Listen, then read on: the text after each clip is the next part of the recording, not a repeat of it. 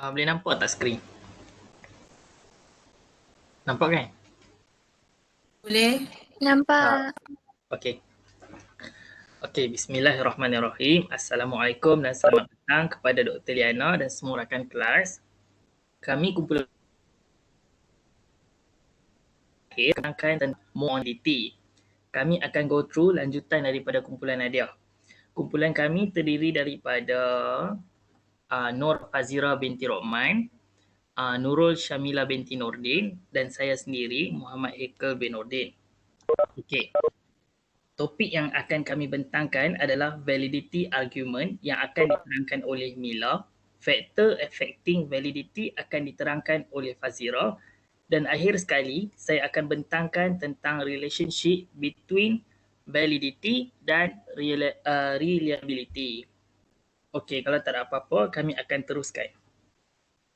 Silakan Mila.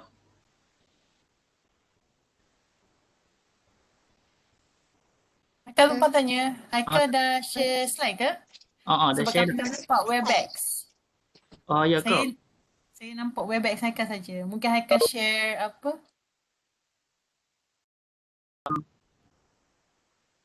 Chrome saja ke instead of screen?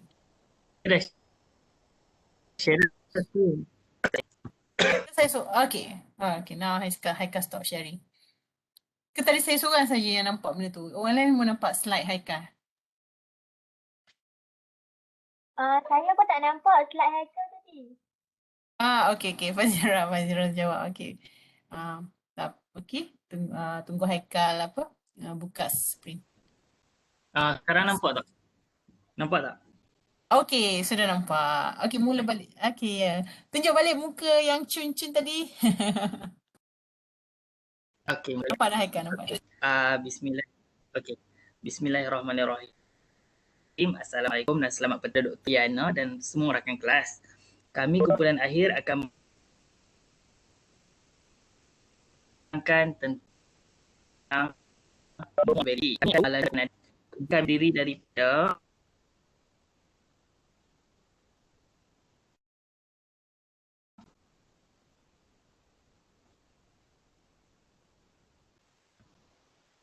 tentang argument yang akan diterangkan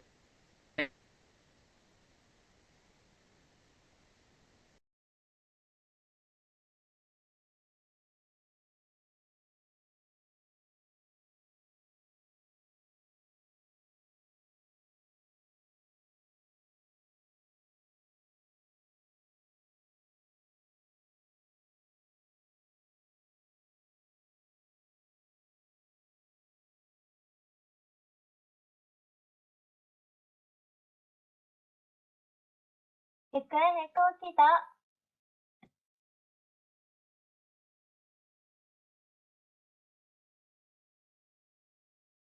Haikal. Okey tak?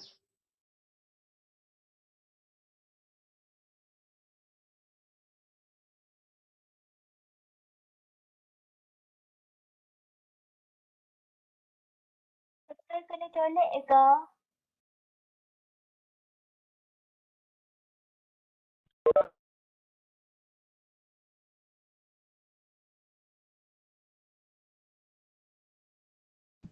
sorry saya terputih tadi. Saya tak perasan.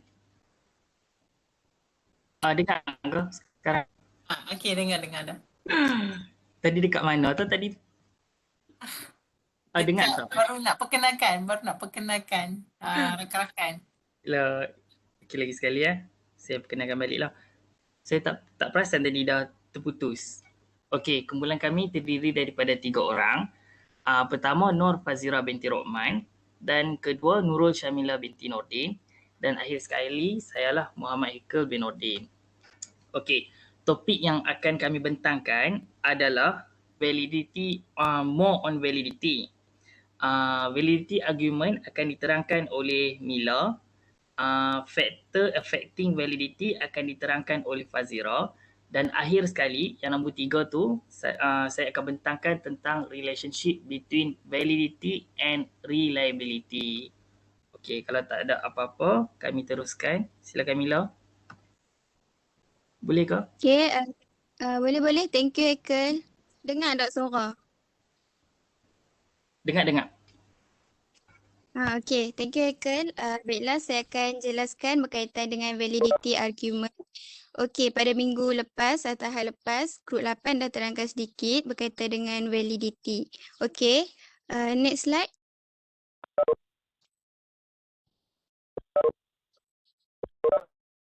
Haikal, tolong next slide. Dah. Nampak tak? Okay, at first validity was viewed as a characteristic of the test. Now it is viewed as the characteristic of the test, interpretation of the score and the use of test. Okay, pada mulanya kesahan ni dia dilihat sebagai satu ciri ujian. Tetapi untuk sekarang, kesahan bukan sahaja dilihat sebagai ciri ujian, namun dilihat sebagai interpretasi skor dan kegunaan ujian. Sebagai contoh, Mila. ya, ya. Slides. Haikal tak jalan ke? Masih lagi kat validity arguments. Belum dekat slide 5. Slide 5 kan tadi tentang yang Mila tengah present. Ya, betul. Haikal okey dah. Lagi Tapi ya? dia Fazira share.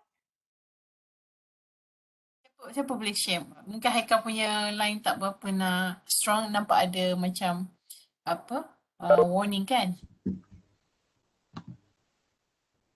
Kau pula terkeluar ke? Kau terkeluar balik asal.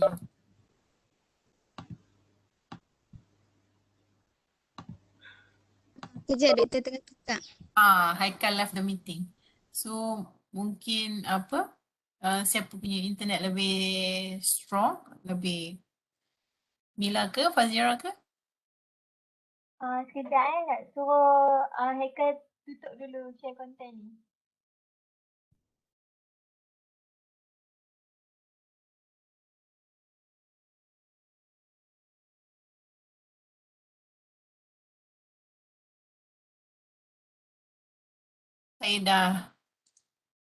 Saya dah okey. Sekarang boleh. Saya dah tolong tutupkan. Okey, Fazira share. Awesome. Thank you Fazira dia. Boleh start dekat slide 5.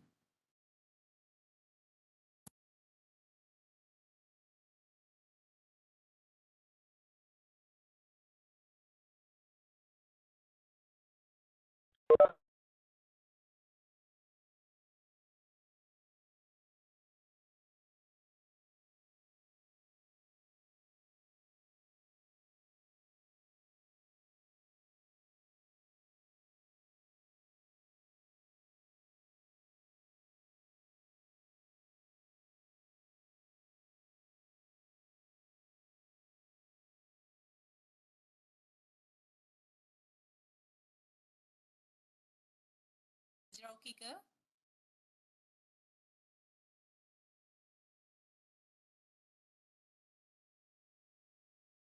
Alternatif lain kalau nak Fazira atau Mila boleh ataupun Haikal kalau ada boleh masukkan dalam WhatsApp, saya boleh tolong paparkan. Dia macam kelabu kan, dia macam blocking the content. Cuba gerakkan ke slide 6 mungkin. It's just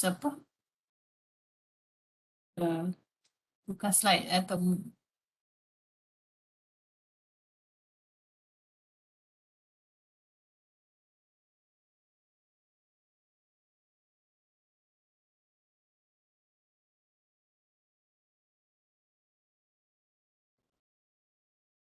Fazira.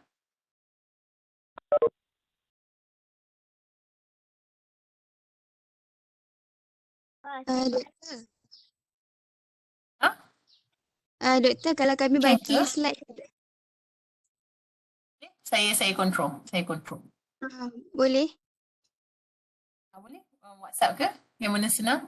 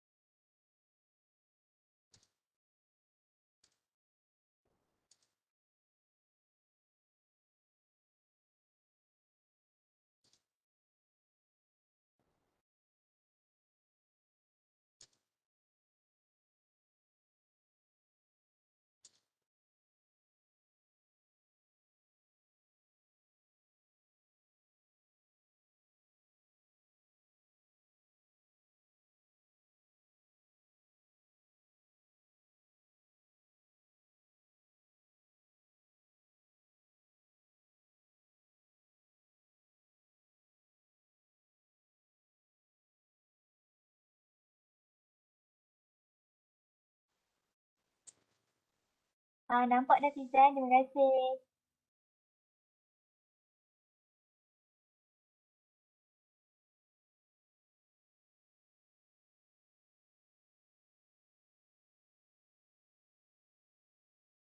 Oh, okay. Tolong share. Okay, Fizan share kan? Boleh? Okay. Thank you, Fizan.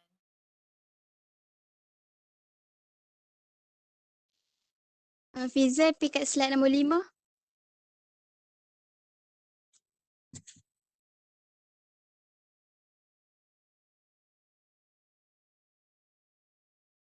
Ni Okay.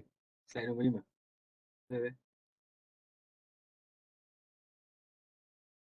Tu Fizan KK. Alright.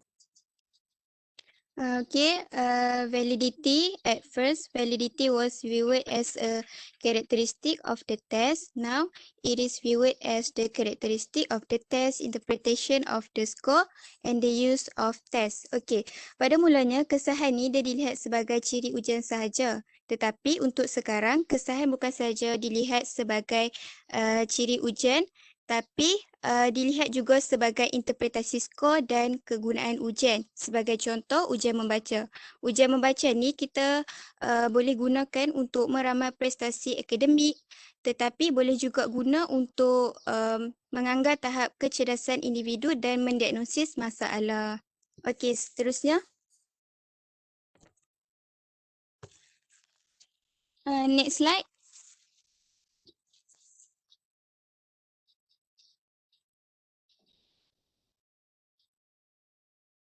Next slide.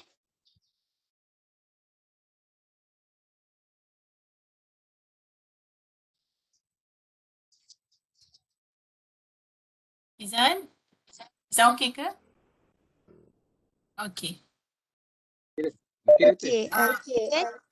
Tapi dia tapi dia terlajak. Nombor 6. Okay, nombor 6. Saya rasa dia orang good. Saya tak tahulah yang saya okey ya. Okay, nombor 6. Dah.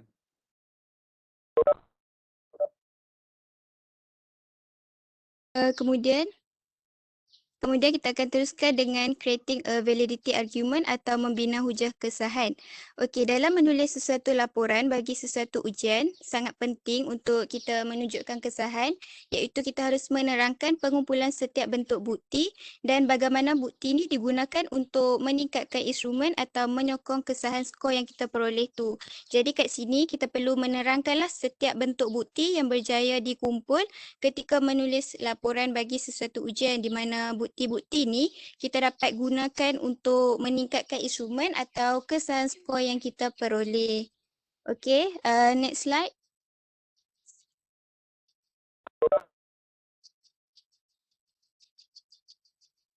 Fizan, next slide. Dah. The next slide ya.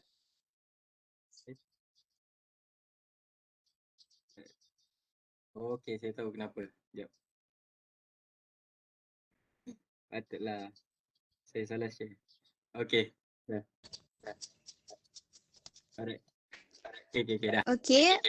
Okey, thank you. Okey, untuk contoh hujah kesahan pula, in developing this instrument, several form of validity evidence were collected.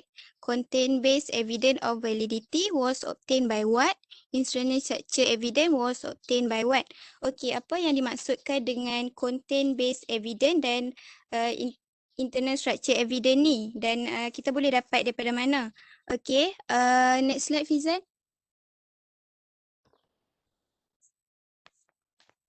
Okey, content-based evidence of validity kita boleh peroleh daripada TOS, item writer training, exam manual.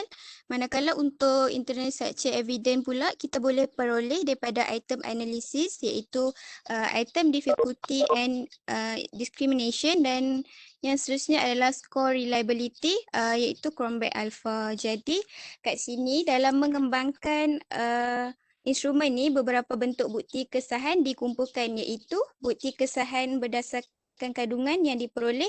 Kalau contoh kita peroleh daripada TOS, kita letak TOS. Manakala Untuk instrument structure, kalau kita peroleh daripada item analisis, kita letak item analisis.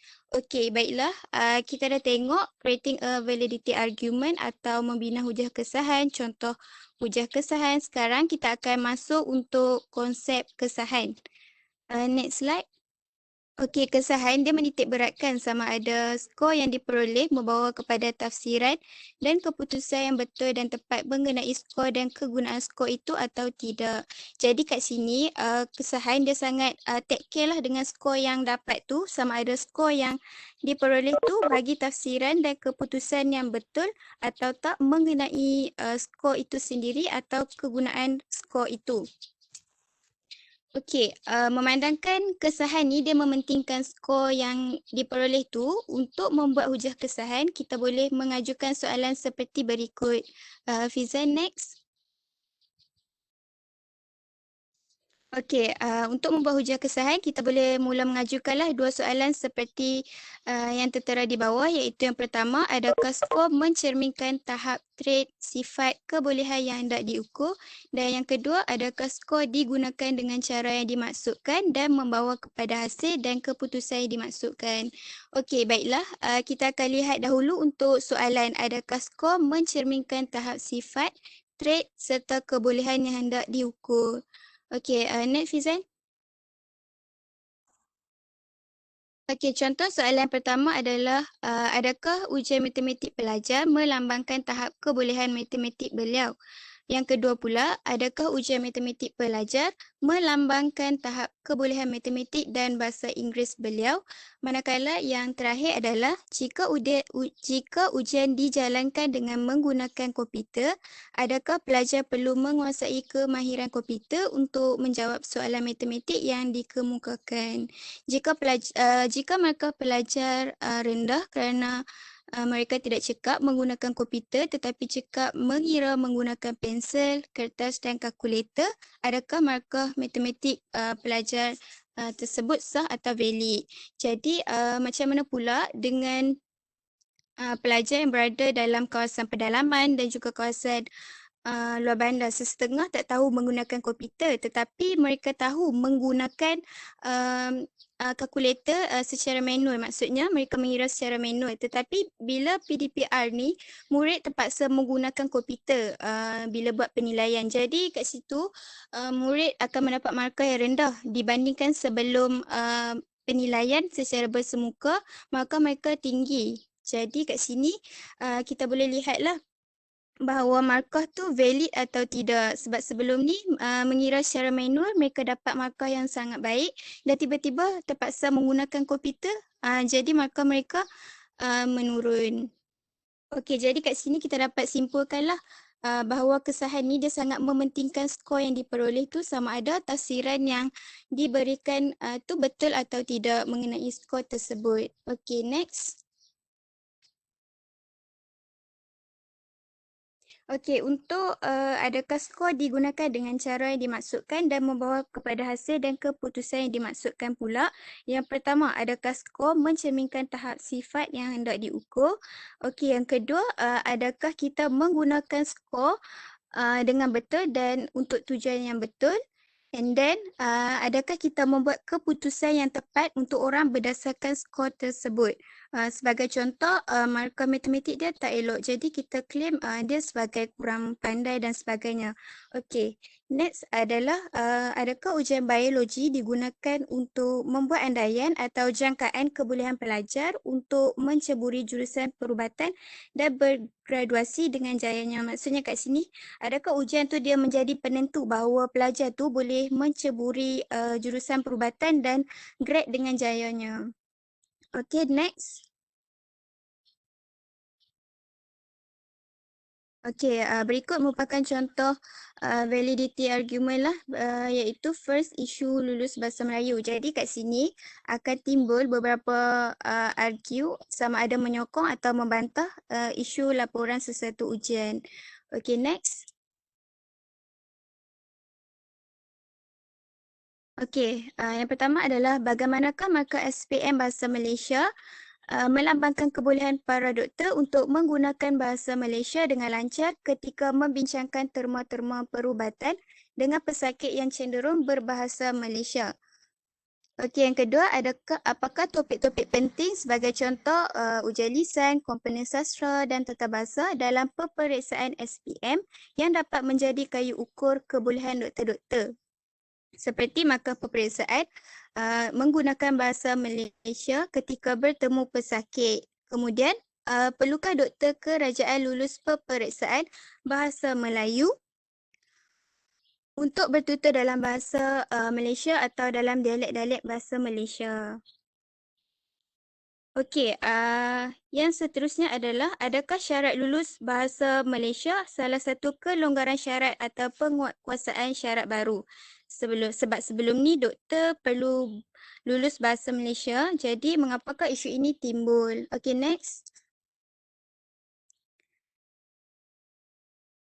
Okey, next adalah berkaitan dengan validity argument iaitu isu soalan SPM bocor. Jadi kat sini juga akan timbulnya argue seperti wajar atau tidak semua calon SPM diberi markah lulus dan tidak perlu menduduki semula kertas peperiksaan jika dakwaan kebocoran itu benar.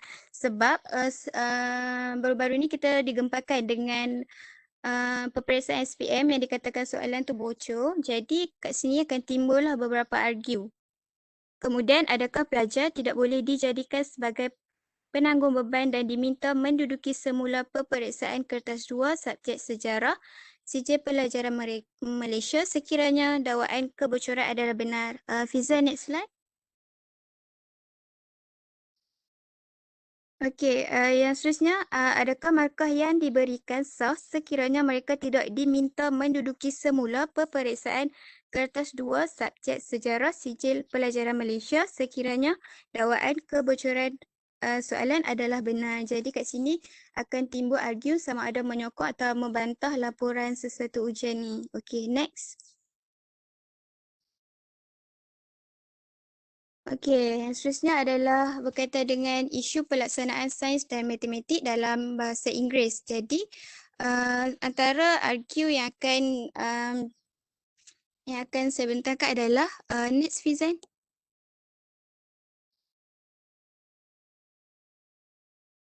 Next, okay, thank you.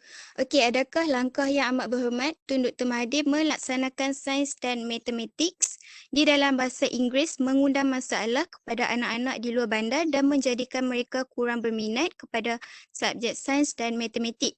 Okey, seterusnya adalah adakah penguasaan pelbagai bahasa termasuk bahasa Inggeris adalah jalan membina laluan kejayaan masa hadapan selaras dengan apa yang termaktub di dalam Pelan Pembangunan Pendidikan Malaysia? Dan seterusnya adalah wajarkah guru menggesa yang amat berhormat Tun Dr. Mahathir mengambil kira kegagalan PPSMI dan mencari langkah terbaik untuk memastikan murid menguasai bahasa Inggeris dengan pendekatan yang lebih berkesan dan produktif. Okey, next. Okey, dan yang terakhir, baru-baru ni kita telah digemparkan dengan keputusan SPM 2021 yang berjaya mencatat keputusan yang luar biasa, dan keputusan ni telah mencetuskan pelbagai persoalan dan pelbagai reaksi daripada pelbagai pihak lah. Jadi kat sini akan timbul sedikit validity argument. Okey, next. Okey, yang pertama, adakah benar GPN atau Grade Peralatan Nasional SPM 2020 bagi murid-murid luar bandar telah menunjukkan peningkatan prestasi yang lebih tinggi berbanding GPN murid-murid bandar? Okey, yang seterusnya, adakah COVID-19 seolah-olah langsung tidak mempengaruhi prestasi murid-murid luar bandar? Sebaliknya, mereka telah meningkatkan lagi prestasi mereka berbanding tahun 2019. Okey, bila kita membahaskan tentang validity argument ni, kita boleh sokong atau kita boleh cari benda yang kita boleh argue. Untuk sokong pun dikira dalam bentuk argument. Jadi, kalaulah KPM tu claim student bagus, jadi kita kena argue lah kenapa result tu bagus. Sebagai contoh, walaupun PDPR student tak boleh masuk kelas, hanya belajar secara atas talian. Maybe guru ada buat kelas tambahan atau tuition dan spend lebih banyak masa bersama murid ketika PDPR ni. Sebab kalau kita belajar secara bersemuka di sekolah, maksudnya macam contohnya pukul 2 tu kita dah kena kosongkan bangunan sekolah. Jadi kalau kita stay kat rumah, kita belajar dekat rumah, jadi tak ada masalah untuk guru spend lebih masa dengan pelajar. Okay. Untuk argument KPM, KPM akan claim lah dan justifikasi kenapa result ni lebih baik berbanding daripada 5 tahun lepas dan sebagainya. Dan ada pula pihak akan cakap yang mungkin tak patut banding antara 5 tahun lepas dan sekarang sebab dengan COVID kan keadaan sekarang dan pertama kali berlaku dalam sejarah Malaysia ni. Okey. Dan adakah sesuai untuk kita buat kesimpulan SPM macam yang kita nyatakan tadi. Jadi KPM ni akan buat justifikasi lah melalui press conference, siaran langsung dan sebagainya. Okay, next. Okay, ni adalah salah satu contoh siaran langsung soal rakyat khas cabaran SPM dalam era pandemik bersama Menteri Kanan Pendidikan Datuk Dr. Razi Jidin. Okey, ni seperti yang saya cakap tadi lah, mungkin KPM akan buat press conference dan sebagainya untuk menyatakan kenapa result ni baik dan sebagainya. Iaitu justifikasilah kepada kenapa result ni dikatakan lebih baik berbanding 5 tahun lepas. Okey, next. Okey, selain tu kita juga ada temu bual bersama Nazri Kaha. Nazri Kaha bersama Datuk ni pengarah peperiksaan lembaga peperiksaan KPM. Okey, dalam agenda awani iaitu berkenaan dengan kejayaan SPM 2020 kat sini. Macam saya nyatakan juga tadi, KPM akan mengadakan press conference dan sebagainya. Kenapa baik? Itu saja saya rasa untuk validity argument. Kalau ada masalah apa boleh tengok saya dah sertakan link. Boleh tengoklah apa yang diutarakan dalam siaran langsung tersebut. Okey, itu saja untuk tajuk topik validity argument. Saya serahkan kepada next presenter.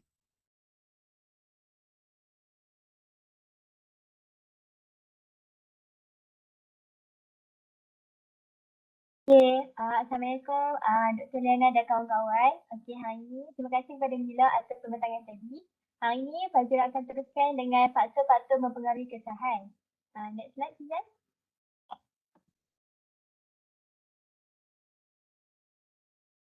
Okey, terdapat 5 faktor-faktor yang mempengaruhi kesahan. Yang pertama adalah arahan yang kurang jelas.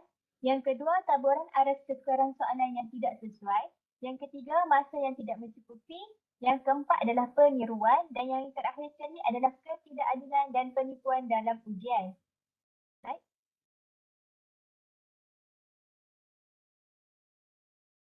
Okey, yang pertama adalah arahan yang kurang jelas. Arahan terutama cara menjawab soalan mestilah diberi dengan tepat, jelas dan juga ringkas. Arahan soalan yang kurang jelas akan menyebabkan pelajar salah tafsir berkenaan tugasan soalan yang diinginkan dalam soalan tersebut. Ianya akan mempengaruhi kesahan kerana perkara yang hendak diukur adalah tidak jelas. Sebagai contoh, soalannya adalah komponen kecergasan ini berkaitan dengan kesihatan. Okey, kalau kita tengok, kita pun sebenarnya macam tak faham apa benda yang dia nak sebab dia macam satu petikan sahaja pernyataan. Jadi, sebolehnya lah kan, petikan di atas menunjukkan soalan yang tidak jelas disebabkan tidak ada kehendak soalan. Yang sebetulnya adalah apakah komponen kecergasan yang berkaitan dengan kesihatan. Jadi bila dia buat soalan macam tu, barulah pelajar faham. Oh, maksudnya dia nak cari komponen kecergasan. Okey, dicadangkan supaya item ditulis dalam format penyoalan kerana ianya lebih berkesan, mudah dan direct untuk mendapatkan jawapan daripada pelajar. Next slide.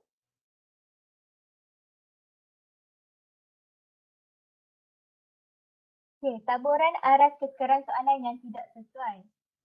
Soalan yang dibina perlulah mengikut tahap dan berperingkat agar pelajar mudah memahami konsep soalan. Kesahan akan menjadi lemah akibat daripada pembina tidak mengawal aras keseluruhan ujian dengan baik.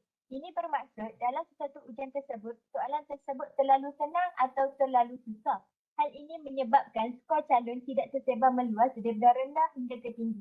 Ini bermaksud kutiran ujian tidak dapat mendiskriminasikan calon. Okey, sebagai contoh ingat dah yang kita buat yang case study tu yang kita dapat indeks diskriminasi negatif. Maksudnya pelajar yang dapat skor rendah boleh jawab soalan tu dengan betul. Manakala pelajar yang dapat skor tinggi, dia tak boleh nak jawab soalan tu. Maksudnya ada macam ada pelik lah dekat situ. Next slide. Okey, masa yang tidak mencukupi. Pembina soalan perlu memastikan soalan yang dibina bersesuaian dengan masa sesuatu ujian. Sebagai contoh, kertas 1 bahasa Melayu memperuntukkan masa sebanyak 2 jam 15 minit. Kertas 1 terbagi kepada dua bahagian iaitu bahagian A dan bahagian B. Selalunya, berlaku masalah masa yang tidak mencukupi adalah disebabkan oleh calon mengambil masa yang terlalu lama untuk menjawab sesuatu bahagian. Ini disebabkan oleh dalam sesuatu bahagian tersebut ada banyak pecahan soalan. Jadi, pembina soalan perlu bina soalan tersebut wajar dengan peruntukan masa yang ditetapkan. Okey, kalau kita nak bandingkan dengan masa SPM, masa waktu kita, zaman kita dengan zaman sekarang, pembina soalan dia perlu tengok juga soalan tersebut tu terlalu banyak tak? Kalau contoh banyak, waktu tu pula tiba-tiba student tu dia ada masalah internet. Jadi dia tak cukup masa. Mungkin pelajar tersebut adalah dia masa dekat sekolah dia dapat skor sangat tinggi. Mungkin dia dapat pelajar paling cemerlang, tapi disebabkan oleh masa tak cukup, disebabkan internet, dia akan ganggu skor pelajar tersebut. Next slide. Okey, kalau kita perhatikan dekat sini, ini adalah bahasa Melayu kertas 1, MRSM. Dekat kita tahu kalau contoh kata peperiksaan, dia akan tulis dah berapa jam. Contohnya 2 jam 15 minit dan masa, diorang dah bagi dah masa yang dicadangkan. Jadi sebagai seorang pelajar, kita kena perlu pastikan yang kita jawab soalan tersebut berdasarkan masa yang dicadangkan supaya kita dapat jawab soalan tersebut sampai habis. Kalau kita contohlah bahagian A tu kita ambil masa sampai 1 jam. Jadi dia akan ganggu untuk bahagian B lah. Jadi uruslah masa dengan sebaiknya. Okay, terusnya. Okey, peniruan. Masalah peniruan antara sesama pelajar sudah tidak asing lagi. Lebih-lebih lagi ketika wabak pandemik COVID-19, semua penilaian akan dilaksanakan secara atas talian. Jika peperiksaan secara bersemuka seperti SPM, aspek keselamatan kertas soalan dijaga dengan rapi dan jarak antara salin juga dititik beratkan, tetapi masih ada pelajar yang tampil meniru. Dibandingkan dengan peperiksaan atas jalan, pihak sekolah tidak boleh nampak calon mereka sedang meniru. Okey, macam contoh macam ni. Masa kita jawab exam kan, kita tahu jarak dia 1 meter. Lepas tu ada pula pengawas peperiksaan yang akan jaga untuk memastikan kita ni tak meniru. Tapi ada juga kes pelajar yang meniru. Okey, kalau kita nak bandingkan dengan SPM tahun ni yang dia kata sangat-sangat gempak, diorang beratas talent, kita tak boleh nampak siapa, diorang jawab dengan siapa. Jadi benda tu dia akan jadi satu yang meragukan lah. Okey, jika pelajar meniru ketika ujian, ini akan menyebabkan berlakunya ketidaktepatan dalam kesahan. Jadi, antara perkara yang boleh digunakan untuk mendapat kesahan yang tepat adalah soalan peperiksaan haruslah dijana secara rawak bagi setiap pelajar. Maksudnya, contoh kalau pelajar A dia dapat soalan apakah yang dimaksudkan dengan kesahan. Tapi yang orang pelajar B pula dia dapat berikan 3 contoh kesahan. Maksudnya macam tu. Sistem atau pelayan web yang digunakan haruslah memiliki kaedah keselamatan bagi mengekang mana-mana cubaan untuk menyalin soalan dan membuat carian di internet. Right?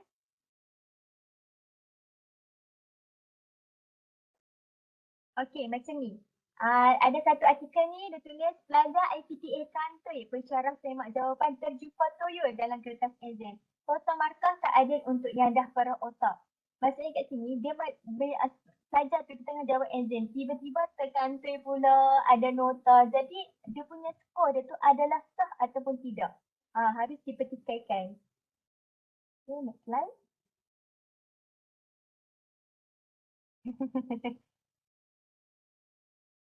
Okey. Ketidakadilan dan penipuan dalam ujian. Pengendalian penilaian dilakukan secara bersemuka telah pun disusun secara sistematik sehingga wujudnya tata cara operasi standard yang perlu dipatuhi. Pemeriksa kertas juga perlu menjalani beberapa kursus dan mematuhi skrip pemakahan dan juga beberapa etika dalam memeriksa kertas soalan. Antara kejadian yang sering berlaku ketika waktu peperiksaan adalah kebocoran kertas soalan. Ini adalah disebabkan oleh sikap seseorang guru yang tidak berwawasan. Okey. Kenapa guru tu dia buat macam tu? Sebab dia nak semua pelajar dia dapat jawab dan dia boleh dapat guru yang terbaik tau. Guru yang paling terbaik. Macam tu. Tapi kitab tu sebenarnya tak elok lah sebab kita nak buat peperiksaan ni sebab kita nak ukur pengetahuan pelajar tersebut. Keselamatan internet perlu diambil berat bagi memastikan tidak berlaku ketirisan semasa dalam tempoh penilaian. Kecanggihan sesuatu teknologi boleh dibangunkan namun masih belum mampu menjanjikan bahawa kaedah penilaian dalam talian adalah kali tuan. Sebagai contoh, jika soalan tersebut adalah soalan esei, maka hanya terdapat isi-isi penting sahaja dalam skrip pemarkahan. Jadi, ia bergantung kepada penilai untuk memberikan markah. Kejadian sebeginilah yang akan menyebabkan turunnya kesahan ujian. Okey, kalau kita ingat balik masa kita SPM, soalan tu kan ada ketua pengawas peperiksaan. Masa dia nak bagi kat kita soalan tu, dia akan ambil soalan tu dan dia akan potong soalan tu. Maksudnya dia akan buka dekat depan kita. Maksudnya aspek keselamatan soalan tu dijaga dengan rapi lah. Tapi kita tak tahu bila atas talian ni macam-macam boleh kan. Boleh bagi je dekat through WhatsApp ke tanpa kantoi.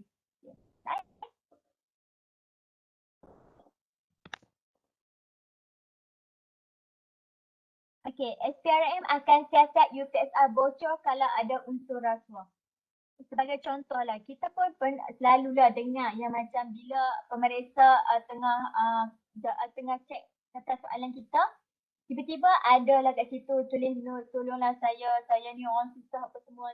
Ada juga yang selitkan duit supaya nak bagi rasuah dekat pemeriksa tu supaya bagi markah yang tinggi dekat pelajar tersebut. Jadi adakah skor yang pelajar tu dapat adalah betul-betul daripada pelajar tu jawab sendiri ataupun ada unsur-unsur yang lain, unsur sebantuan yang lain. Okay, slide.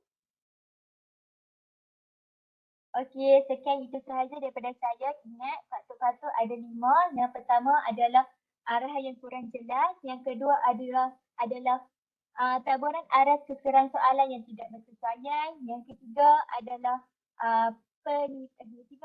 masa yang tidak mencukupi. Yang keempat, peniruan. Dan yang terakhir sekali adalah ketidakadilan dan penipuan. Sekian, terima kasih. Okey, terima kasih Mila. Okey, seterusnya saya akan membentangkan tentang relationship between validity dan reliability. Boleh dengar kan suara saya? Dengar kan? Okey, next slide Fizan. Okay, slide ni.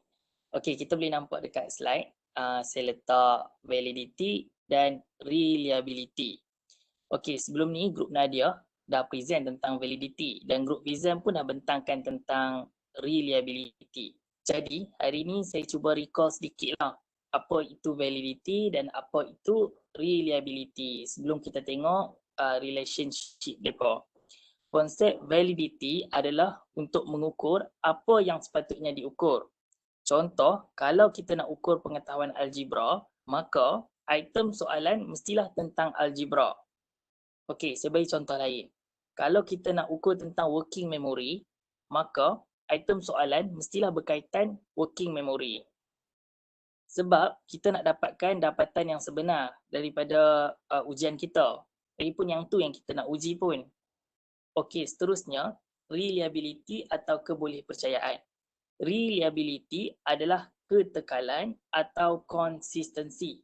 Yang mana jawapannya adalah konsisten. Okey, baiklah. Kita nak melihat apakah kaitan antara validity dan reliability ni. Kedua-dua perkara ini saling bersangkut paut dan penting dalam pengujian. Okey, tujuan kita nak ambil berat tentang kesahan dan kebolehpercayaan adalah untuk menjamin kualiti kajian atau pentaksiran kita. Kalau tak ada aspek validity, tak ada aspek reliability, data yang kita dapat ni mungkin tak ada kualiti lah. Macam kita boleh nampak dekat slide ni, saya tulis kesahan dan kebolehpercayaan adalah penting untuk memastikan dapatan kajian berkualiti. Kedua-dua ni penting untuk kita pastikan kajian kita penting. Okey, next slide Fizan. Okey, betul. Okey, Sekarang ni kita boleh nampak dekat slide, terdapat 4 relationship kesahan dan kebolehpercayaan. Saya akan go through satu-satu dengan penerangan ringkas. Harap semua dapat faham lah. Okey, yang pertama yang kita nampak dekat slide, reliable and valid. Kalau kita nak faham, kita kena ada contoh. Jadi nampak tak penimbang berat yang saya dah letak kat tepi slide tu? Nampak kan? Okey. Penimbang berat tu saya akan gunakan sebagai contoh untuk bantu kita faham kaitan validity dengan reliability ni. Okey. Macam mana kita nak tahu satu-satu ujian tu reliable dan valid? Contohnya, kita nak ukur berat badan. Kita akan gunakan apa? Mesin penimbang berat badan kan? Macam tadi, validity, kita nak ukur apa yang kita nak ukur. So, bila kita nak ukur berat badan, kita akan gunakan mesin penimbang berat badan. So, item kita tu kira betul lah kita guna, valid. Kemudian, kita nak check dia punya reliability. Reliability ni konsistensi. Sekiranya kita guna mesin penimbang berat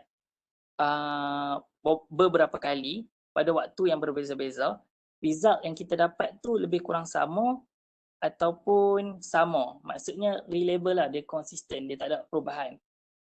Contoh dia, pada waktu pagi mungkin kita timbang berat 50 kilo. Time tu tak makan gila. Lepas tu tengah hari dah lepas makan, mungkin boleh jadi 52 kilo. Lepas tu petang sikit, mungkin boleh jadi balik 51 kilo. Perbezaan tu tak ketara sangat. Jadi kita anggap konsistensi dan reliable. So bila macam tu, kita anggap kita punya dapatan tu reliable dan valid. Kalau reliable dan valid, saya tulis dekat situ dia punya result akan trustworthy and good quality. Okey, yang kedua adalah unreliable. Okey, contoh awal tadi, kita nak timbang berat. Kita guna mesin timbang berat. Result yang kita dapat bila kita timbang berat pada waktu berbeza ni tak konsisten. Mungkin kalau saya cakap tadi perbezaan dia tak ketara lah. Sekarang mungkin kalau pagi kita check 50 kilo, tengah hari 70 kilo, malam pula 90 kilo. Dia punya result berat kita tu tak kata tak konsisten. Jadi tak reliable. Kalau tak reliable, jadi kesahan dia ni akan undermine, yang mana akun automatik tergugat. Okey, validity ni dia nak tunjukkan kat kita sama ada teknik, kaedah ataupun item yang kita guna ni betul ataupun tak. Kalau tergugat tu maksudnya adalah tu yang kurang betul. Okey, seterusnya adalah reliable but not valid. Okey, yang ketiga dan keempat ni kita boleh nampak perbezaan dia. Kalau kita tengok yang nombor 3 dengan nombor 4 ni, kita boleh nampak dia punya perbezaan tu dekat but not valid and invalid. Saya akan terangkan. Okey. Kalau reliable but not valid, apa tu Fizan kejap?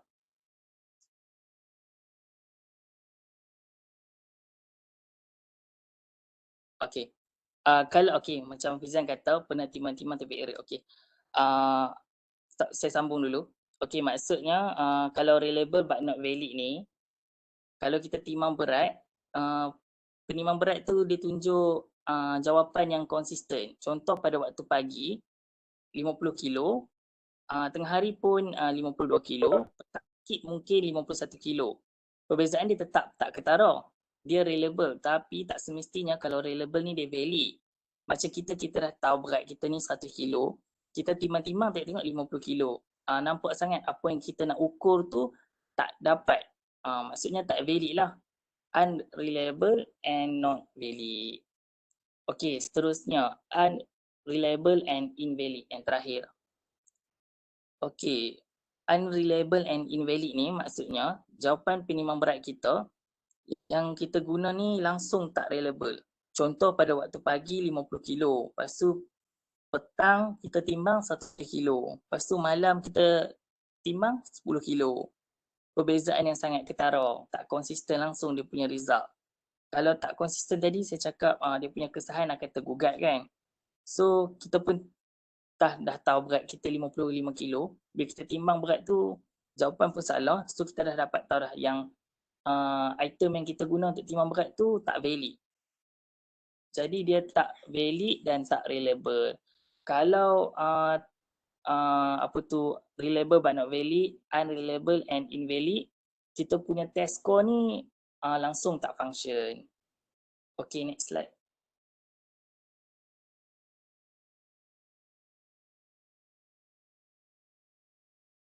Next slide Fizan. Dengar tak suara saya? Dah naik lah ke? Ni next lagi Okay, yang ni betul. Okay, kira dah habis lah kita punya topik relationship between validity and reliability. Sekarang ni just kita nak tahu macam mana kita nak optimize, nak mengoptimumkan kebolehpercayaan dan kesahan. Yang pertama, kita mungkin boleh banyakkan soalan. Yang kedua, kita boleh tanya soalan yang sama berulang-ulang kali. Okey, contoh kalau macam apa yang saya faham lah, apa yang saya ingat Dr. Liana terangkan dalam kelas, kita perbanyakkan soalan dengan soalan yang sama. Contohlah, saya bagi satu contoh. Saya bagi berikut adalah cara mengoptimumkan kebolehpercayaan dan kesahan. Lepas tu jawapannya A, B, C, D. So kita akan kita punya student akan pilih lah. Lepas tu kedua, mungkin kita boleh ulang balik soalan tu. Kita letak jawapan. Kemukakan soalan sama berulang kali dengan cara berbeza. Merujuk kepada apa? A, B, C, D. Jawapannya optimize reliability and validity lah. Lepas tu yang ketiga, get as many people as you can in your program. Maksudnya kita boleh try untuk banyakkan orang lagi untuk jawab soalan kita. Get different kinds of people in your program. Mempelbagaikan orang, sampel heterogeneity dalam kita punya program. Okey dah. Next slide.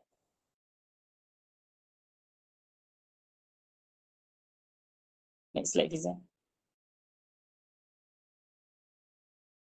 Okey. Slide seterusnya adalah selecting and creating measures. Macam mana kita nak select and create measure. Yang pertama, yang paling penting, kita kena clear lah apa yang kita nak ukur. Lepas tu kita construct what to measures. Yang kedua, kita identify existing measures. Yang ketiga, determine measures that will work according to purpose. Yang keempat, create additional question. Mungkin kita boleh tambah lagi dengan soalan tambahan yang berkaitan. Yang terakhir sekali, kita akan develop procedures. Slide yang terakhir, Fizan. Okay. Okay, saya simpulkan apa yang grup kami present pada hari inilah. Yang pertama, kesahan menitik beratkan sama ada skor yang diperoleh membawa kepada tafsiran dan keputusan yang betul dan tepat mengenai skor dan kegunaan skor itu atau tidak. Okey, yang kedua, faktor-faktor memainkan peranan penting dalam memastikan kesahan sesuatu ujian tersebut sah ataupun sebaliknya. Yang terakhir sekali, kesahan dan kebolehpercayaan adalah penting untuk memastikan agar dapatan kajian kita ni berkualiti. Itu saja daripada grup kami. Terima kasih.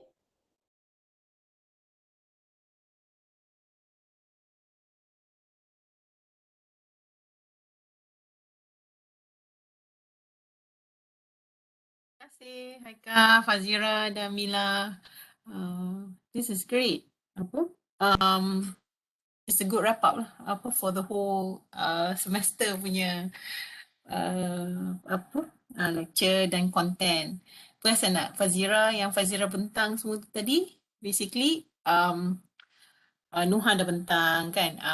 Kemudian apa lagi saya tak ingat siapa yang buat pembentangan tentang pembinaan item. Okey, Aina, Mimi, Biha, macam mana nak penulisan item kan, daripada menentukan table of specification, TOS kan, Noha, JH, Atira dah buat. Dan validity argument semua tu yang Mila present itu ialah satu proses untuk kita tunjuk ataupun kumpul bukti-bukti. Okey, kan Mila kata untuk buktikan content validity, apa dia punya bukti yang kita, maksudnya kita tahu kesahan kandungan tu ada ataupun kandungan ujian, skor ujian kita tu sah berdasarkan bukti apa? Penulisan table of specification, penulis item yang dah dilatih. Okay? Semua bukti tersebut kita simpan. Jadi, itulah bila ada kritikan dan sebagainya, macam yang menteri cakap lulus bahasa Melayu doktor dulu pun lulus bahasa Melayu. Okey, sekarang kena lulus bahasa Melayu. Dia a couple of things lah. Dia ada kaitan dengan, of course, kita punya polisi negara dengan menjadikan bahasa Melayu bahasa kebangsaan. Tapi dari segi validity punya argument, kita boleh tengoklah kalau cikgu doktor tu lulus bahasa Melayu, layak dia boleh ke bertutur dengan pakcik-makcik di kampung dengan bahasa Melayu baku. Kan ada doktor India yang di TikTok tu, she's very fluent kan, bahasa Melayu sangat fasih dan memang mudah difahami. Okay, kalau pergi kalau ke area Kelantan, bagaimana, bolehkah menggunakan penggunaan bahasa Melayu baku ataupun perlukan dialek. Okay, jadi itu yang ditekankan. Ataupun sebelum ni memang memang lagi tinggi, lagi ketat. Mungkin mereka nak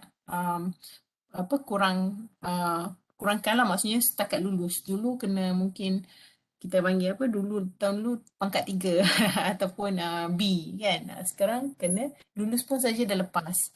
Okay, dan kita kena tengok komponen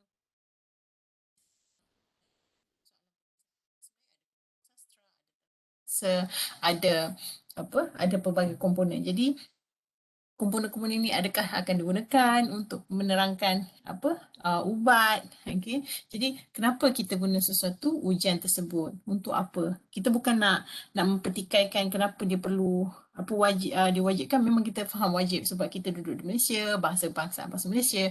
Cuma apabila kita dah menggunakan, kita kata untuk gunakan sebagai certification doktor, kita kena tengok kesannya juga pada yang memang mungkin mereka hanya setakat D ataupun kita panggil aggregate that kind of markah lah. Cuma untuk kesan setahu saya universiti ada buat satu peraturan untuk accountancy dengan lawyers kot. Mereka mesti keluar dengan MUET band 3 sekurang-kurangnya. Dan mereka mungkin masuk mereka lepas, tapi keluar sebelum, jika masa nak graduate pun masih ambil sepanjang 3 tahun mereka belajar, mereka masih belum dapat band 3, mereka tak layak bergraduate. Apa implikasinya? Itu yang kita kata validity arguments. Dan ada juga yang tadilah macam Mila kata, kita akan defend ataupun defend is a form of argument. Against pun, kita object pun is a form of argument. Macam dekat mahkamah, lawyers kan. Okay, so but we have to have evidence. Evidence apa yang perlu, dan evidence tu kita tengok berdasarkan source yang kita dah tengok lah. Ada test content. Let me just share lah alam cakap pun. Those kind of things. Okay. Ini slide reliability. Ini faktor. Kalau perasan faktor slide validity pun sama dengan validity. Because they are really related to each other, macam yang Haikat. I'm sorry, saya rasa saya pronounce nama hacker lain sebab bila saya dengar hacker introduce. So I thought like it's just normal like Haikal. But I'm sorry kalau Haikal said that's the wrong pronunciation. Okay, so Haikal bentangkan tentang faktor. Sama juga macam masa Fizan bentangkan faktor yang mempengaruhi kebolehpercayaan. Sorry, Fizan dan Adam akan ada kena-mengena dengan errors kan. Okay. Yang saya kata tadi sebelum tu ialah ini bukti-bukti lah. Bila lawyers nak defend, dia ada 5 bukti ni, 5 sumber. Ada sumber berdasarkan test content, itu ialah kesahan kandungan, response processes, itu pun sebenarnya kesahan kandungan, dan juga kesahan kriteria, macam mana pelajar dapat jawapan, adakah dia meniru. Internal structure tadi tu selepas kita buat item analysis, kita tengok dia punya, kita kata ciri-ciri psikometrik. Okay, dan setiap ujian mesti ada ciri-ciri psikometrik. Okay, dan dia ada lagi ciri-ciri yang lebih advance lah. Tapi untuk kelas uji kita hanya tengok dari segi reliability, score, Cronbach's alpha. Kita tengok item perkali PD ataupun Cronbach's mean ataupun item total correlation untuk tunjuk difficulty dengan discrimination. Relation, so ada variables tadi. Kita kata pelbagai lah, apa lagi yang berkait. Dan kita tengok dulu prediktif yang Mas Najmi cerita tentang macam mana kita nak ramal dia ni boleh jadi pekerja yang baik ke tak. Okay, dia ni memang ada content expert ke tak. Jadi kita bagi beberapa soalan. Okay, dan kita kaitkan dengan prestasi dia untuk buat kerja. Belum berlaku lagi tapi akan. Okay, itu satu relation lah, kriteria yang kita kaitkan dengan kriteria yang lain ataupun boleh ubah yang lain. Dan kesan. Yang kesan selalu kita tengok ni, yang cikgu-cikgu ialah dia cepat nak habiskan syllabus, teaching to the test. Okay. So kat bawah ni adalah beberapa exercise. Boleh tengoklah macam mana apa respons, apa bukti kesahan yang kita perlu beri. Dan semua ni bila kita cakap pasal 5 sources ni balik kepada 3 jenis yang konsep yang grup Najmi, Nada dengan Nadia bentang jugalah. Okay. Kandungan, construct dan kriteria.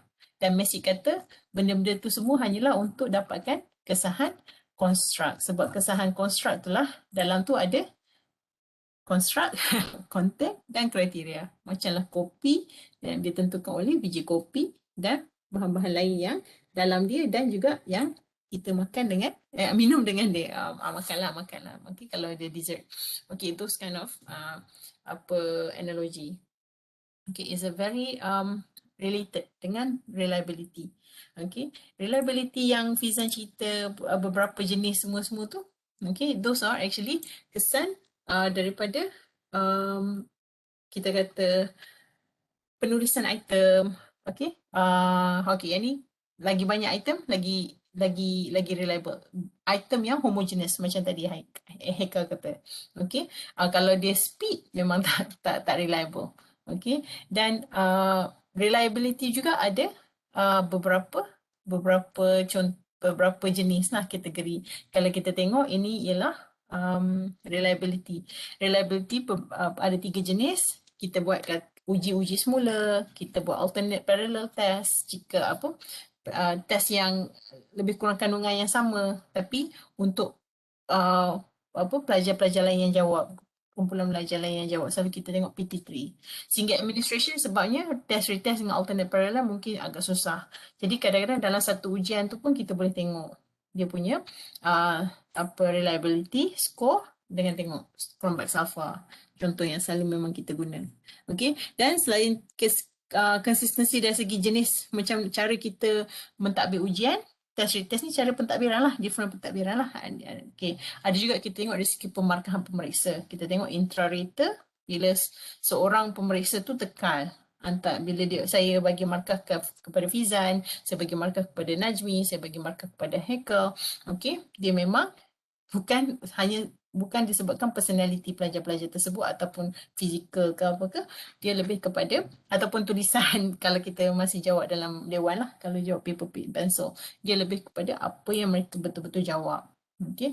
Inter-rater ialah antara macam inter lah antara pemeriksa dan ada persetujuan. Jadi bila ada persetujuan itu ada ketekalan, konsistensi. Okey. Yang lain tu kita jarang kita tak cerita detail, tapi basically bila nak ada cara untuk untuk tiga-tiga jenis ni, ada cara lah untuk kira.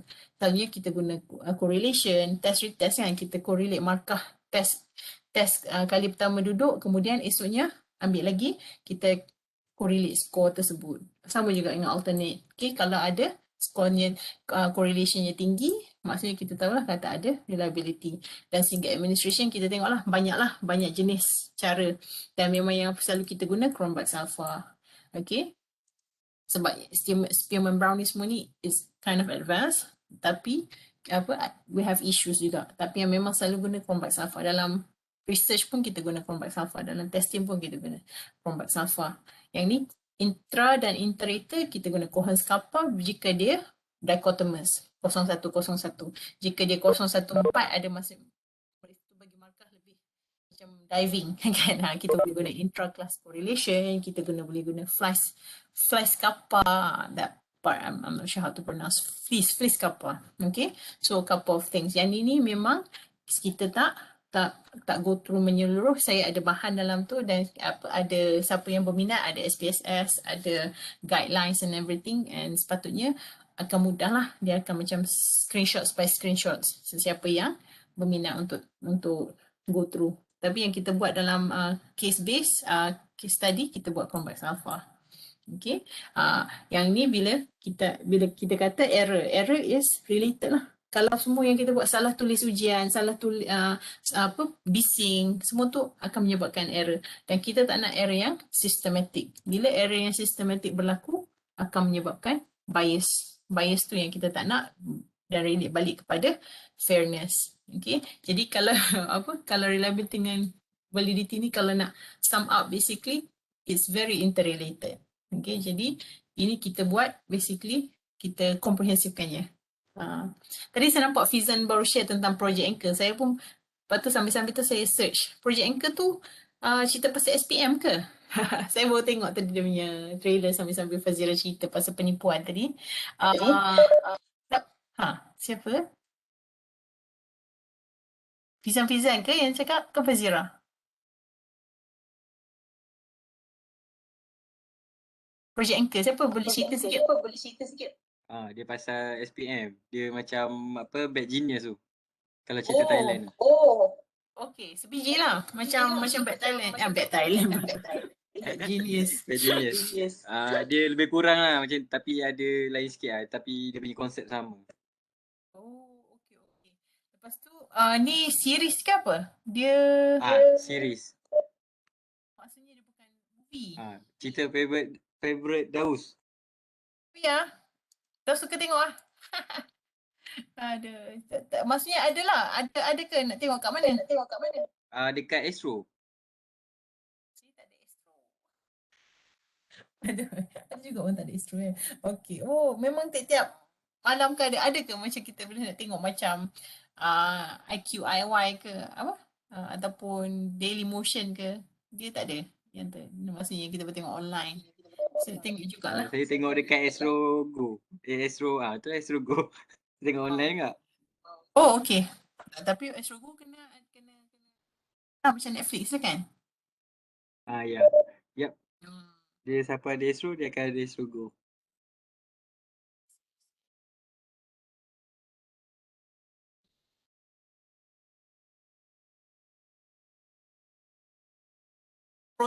Project Anchor SPM maksudnya siapa yang nak kena tiru lah. Siapa yang dia akan ditiru lah. Ya. Dia macam, dia kononnya dia ambil daripada tactical rugby. Dia akan ada ni, siapa peniru akan bagi jawapan, lepas tu dia pass. Ya. Project Anchor. Berapa siri ni? Berapa season?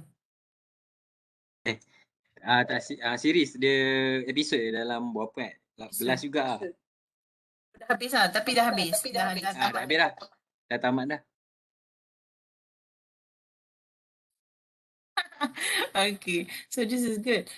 Good to know lah mereka nak banyak kesedaran tentang penipuan dan sebagainya. Sebab at the end-nya, siapa yang siapa dapat kerja berdasarkan peniruan, ada implikasi lah kepada negara, kepada bangsa, kepada ummah. Kan? Dan those kind of things. Dia punya implikasi besar dan consequences-nya kita dah tengok lah. Okay, kalau teaching to the test, budak-budak kreativiti dia dah tak boleh nak berfikir secara kritikal, hanya nak tengok okay apa masuk exam, berapa soalan, berapa page, berapa okay, those kind of things lah yang hopefully kita makin lama makin ambil berat dan bukan, it's not about simple small things, it's the bigger picture juga kita nak tengok. Bukan setakat siapa jawapan A, B, C, D, how we make meaning. So teachers lah yang akan tentukan. Okay, I think this is our last Webex lah untuk semester ni, and maybe untuk kursus ni. I think lepas ni you guys are going to don't cry Fazira, Arni. Tapi malam esok saya akan buat macam WhatsApp, it's more santai. Saya akan letak what we've been through lah. Kita akan buat macam wrap up sikit kalau boleh. But it's just a santai punya session after bacaan Yasin esok untuk pelajar yang masih kritikal tersebut. Kita akan balik daripada awal macam mana since HR start dengan 21st century, all those saya masih lagi nak ingat nama-nama satu team. Kalau 21st century assessment, HR Farah Zana, okay, then school based Atifah Izati NIMS. Okay, lepas tu learning outcomes. Learning outcomes lah yang paling, benda ni bukan yang lain tak penting. Yang ni semua penting ni. Okay, sebab especially with this now PDPR, PDP kan, we don't know what's going to happen yet. Tapi benda ni, apa-apa pun, macam apa tujuan kita? Apa hasil pembelajaran yang kita nak capai? Apa motivasi kita nak buat ujian? Suatu ujian. Dan macam mana kita nak guna skor tu? Okay, adakah kita salah guna? Adakah kita salah interpretasi? Okay, those kind of things. Straight A's definitely akan jadi doktor yang berkaliber ke? Okay, ataupun even past medic school. Okay, kita dah tengok kan, we learn from the past. Bila kita terlalu menekankan berapa bilangan A. So those kind of things, and it relates with mental health, a lot of things. Jadi anda sebagai guru, bakal guru, I'm not sure whether, where you're going to teach. So far, maybe you're going to teach on YouTube, make a lot of money. Tak tahu macam mana, tapi whatever you do, it's just, think, kita kata jadi cikgu ni, kita tak boleh make money. It's either you make money or you make difference. But I think if you do something good, success will come. Bukan mungkin not in terms of money, tapi in terms of other parts yang you become healthy, you're healthy, Allah bagi semua pintu terbuka, mudahkan urusan, those kind of success. Okay, anak-anak pun nanti bila dah kahwin, anak-anak pun akan penyejuk mata, okay, those kind of things. Jadi, I have fun. But this is not the goodbye, and plus, you can always remain with, stay with the group even though you move. I'm just gonna bug you sometimes with a lot of forwards, issues yang berkaitan and stuff, but I think it's necessary to share. Okay, nanti kita jumpa malam esok with some wrap up, and in the meantime, just keep in touch. Okay, feel free. Sekarang dah pukul 4. So I'll see you tomorrow, insyaAllah. Okay, and kalau berkelapangan, join lah yang baca ayat Yasin tu. The more the merrier. Last night, that's really nice juga pendidik buat untuk kesejahteraan semua, insyaAllah. Take care everyone, jaga kesihatan, jaga kebersihan, stay positive, insyaAllah. Assalamualaikum.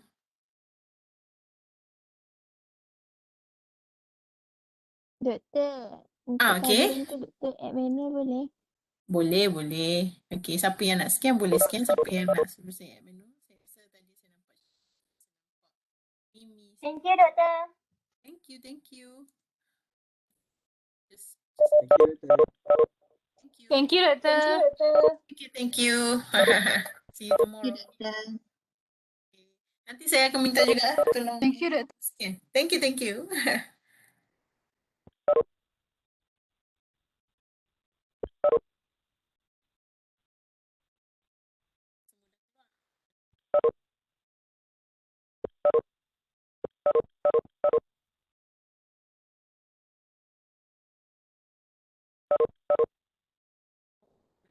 Saya tak share screen lah. Saya ingatkan saya duduk relax.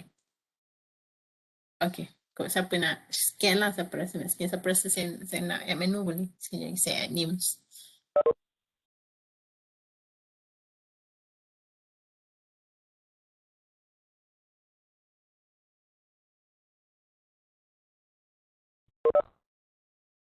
Thank you, Doktor. Thank you, Biha.